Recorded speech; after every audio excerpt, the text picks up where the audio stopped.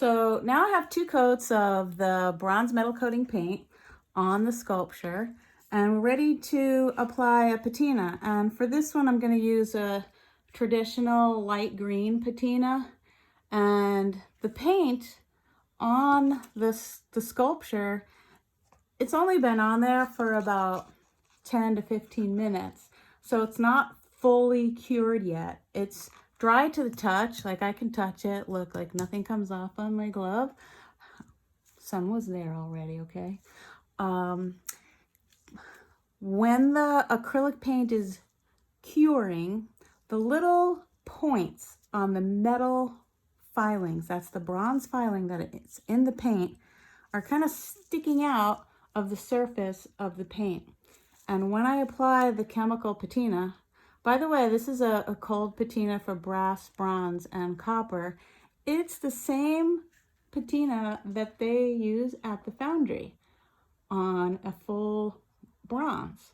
And the reason that you can use this is because there's real bronze filings inside of the paint. And that's the part that's super cool. It's very different than if you were to, say, make a faux finish using acrylic paints. It will also look beautiful, but this is using chemical process. So I just pour a little bit into a cup, and I'm wearing gloves to protect myself. And I use these special brushes. They're actually super inexpensive. They have plastic here. So on a regular paintbrush, you'll see that it has metal holding the bristles. And the reason to use a plastic for the part of the brush that holds the bristles is so that it doesn't interact, the metal doesn't interact with the chemical patina. Now the chemical patina is going to make a little bit of green on some areas of the sculpture.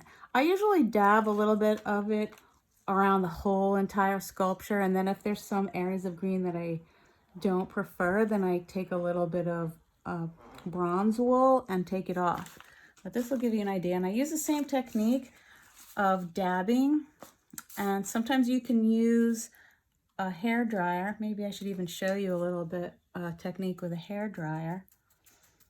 And it takes a while for it to look green, so you won't see anything right away because it's a chemical reaction and it takes time to interact, mainly with the copper that's in the bronze filings.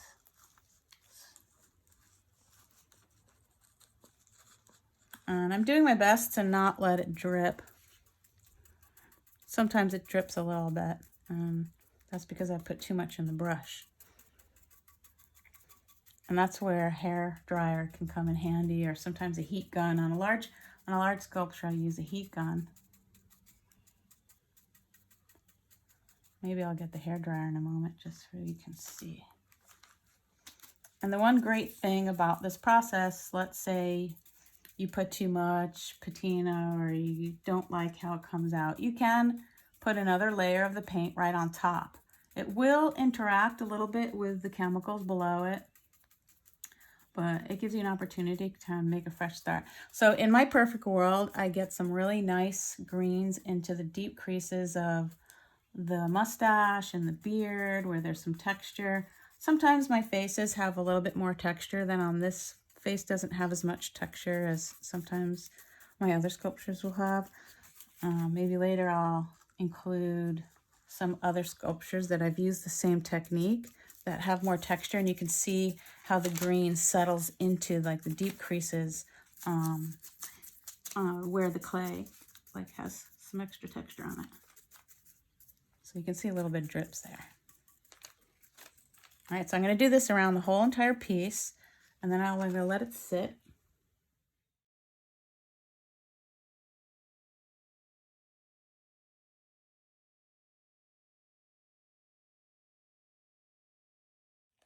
So while the patina is still wet, I'll take a hair dryer or a heat gun, and I'll accelerate the oxidation process by using a hair dryer. So part of the noise here.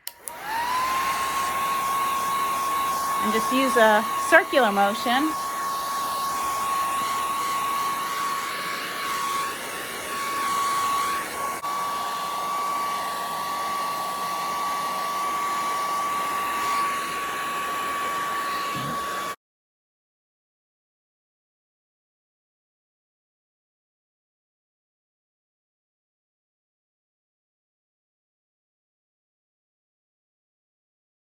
Since this is just a regular hair dryer, it doesn't get quite as hot as a heat gun. But I still keep my hand moving like in circular motion so I don't heat up one spot of the paint too much at one time, because it can actually make the acrylic based paint bubble up, and definitely don't want that to happen.